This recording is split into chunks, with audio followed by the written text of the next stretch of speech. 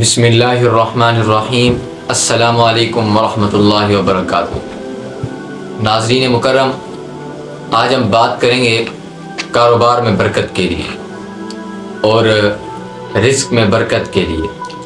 ناظرین مکرم، آج کل کے حالات کے مطابق ہر انسان کاروبار میں برکت کا سوچ رہا ہے، کاروبار میں اضافے کا سوچ رہا ہے۔ اس لیے علماء نے ایک بہت ہی اچھا وظیفہ بتایا ہے جو ہم نے سوچا کہ آپ کو بتا دیں، آپ تک پہنچا دیں، کیونکہ قرآن پاک تو ایک شفا بھی ہے اور ایک یہ مسلمان کے لیے ایک بہت ہی قیمتی چیز ہے۔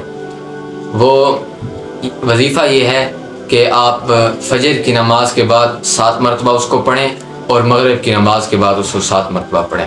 اول آخر درود شریف پڑھ لیں، اس کے بعد قرآن پاک کی یہ آیت پڑھیں، اللہ یبسط الرزق لمن یشاء ویقدر۔ یہاں تک آپ 7 مرتبہ پڑھیں اور فجر کی نماز کے بعد بھی 7 مرتبہ اور مغرب کی نماز کے بعد بھی 7 مرتبہ۔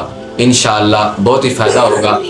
علماء اس کو بہت ہی زیادہ بتایا کرتے ہیں، کاروبار میں برکت بھی ہوگی اور انشاءاللہ ترقی بھی ہوگی۔ اس پوری آیت کو آپ پڑھ لیں، انشاءاللہ بہت فائدہ ہوگا۔